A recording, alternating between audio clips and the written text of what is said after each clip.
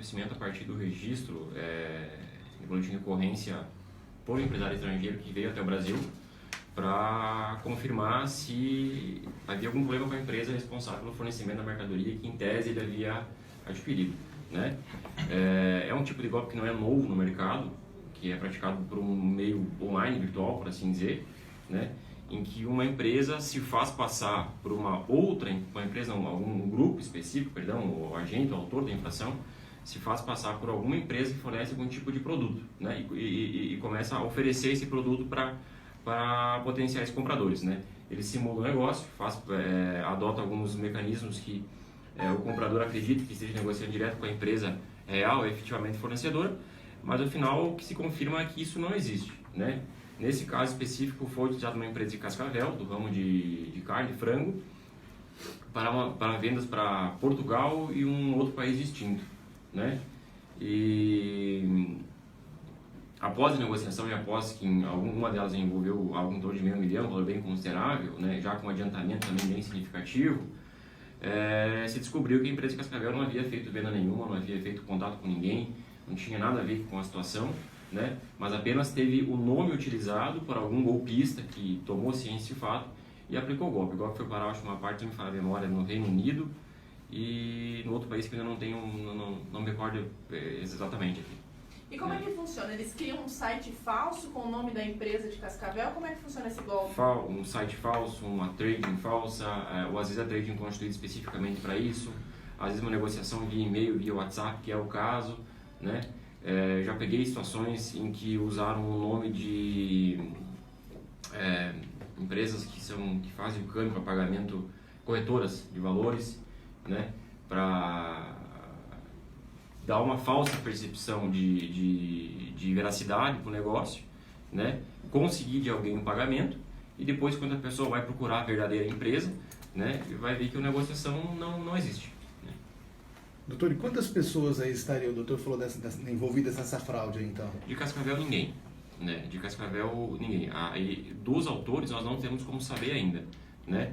A gente não sabe se às vezes uma única pessoa, um hacker sozinho pode ter feito isso, ou se é um grupo de pessoas ligadas à prática da infração. Porque esse tipo de infração, ao nosso ver, tem um caráter transnacional. Né?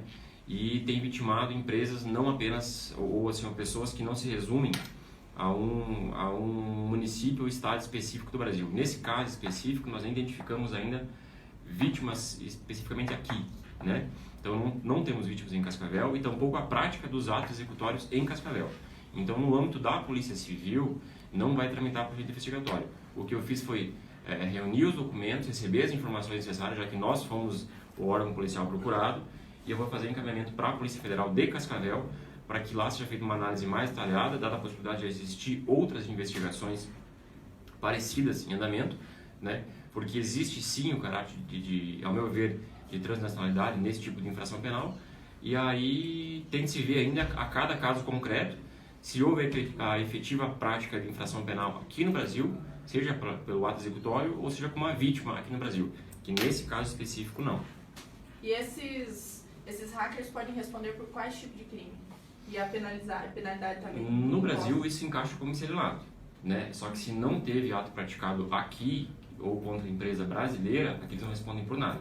Então isso vai ter que ser encaminhado para o país onde o ato foi praticado e onde a vítima teve prejuízo. O fato de usar uma empresa de Cascavel, talvez até pela referência da nossa produção aqui avícola, pode ter uma pessoa de Cascavel abastecendo com informações ou é uma coincidência, uma escolha aleatória? Não há nenhum indicativo nesse sentido. Não há nenhum indicativo nesse sentido. Pelo menos para a gente, né? É normal para esse tipo de pessoas que praticam esses atos buscar uma empresa que fornece em larga escala, que teria a condição de atender uma demanda grande, né, para justificar um contrato alto, para ele conseguir obter uma vantagem de vida de porte significativo.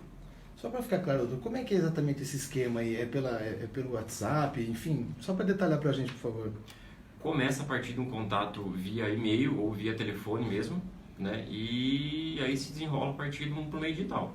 Né? Nesse caso específico, os empresários citam e-mail e WhatsApp, né? E nem especificamente um site específico. Só né? e-mail e WhatsApp? E-mail e WhatsApp. Não foi um site falso, então? Eles foram procurados? Exatamente. Foram procurados por alguém que se fez passar por uma empresa, oferecendo o produto, fizeram a aquisição, e depois se confirmou que a Vocês empresa fizeram? nem sabia do negócio. Mas fizeram sem nenhum contrato, um documento, nada? E acontece isso, embora possa parecer estranho, acontece. Já peguei situação anterior em que uma outra comarca que eu trabalhava, que também uma empresa local fez uma compra de feijão de uma empresa argentina, que ela costumeiramente comprava feijão daquela empresa argentina, e chegou um e-mail para ela indicando uma promoção, um valor um pouco mais abaixo, ela fez a compra, aí não recebia, fez contato com a empresa argentina, não tinha venda nenhuma, né, e descobriu que o dinheiro que ele depositou foi parar numa conta na China, né, e praticado por um estrangeiro, tendo em conta o IP. A gente fez o levantamento da pessoa que trocou e-mail com a empresa local, né? E teve um prejuízo que não foi possível recuperar. Nesse caso, doutor, ele tinha, por exemplo, o CNPJ da empresa, outros dados mais específicos? Todos os dados. Nesse caso específico aqui de Cascavel, Isso. tinha da empresa aqui de Cascavel? Tinha. Sim. Tinha porque isso é público, né? Se eu jogar qualquer empresa e pesquisar no Google, por exemplo, eu vou conseguir o CNPJ dela. Então, qualquer pesquisa mais detalhada que a gente faça, a pessoa consegue levantar o nome da empresa, CNPJ, o fluxo da movimentação dela. Isso não é uma coisa sob sigilo, por assim dizer, né? E a empresa, nesse caso, foi ouvida, enfim... Até o momento não, porque, como eu disse, a empresa não teve prejuízo sob aspecto criminal, né? A empresa até pode se sentir lesada no âmbito civil, né?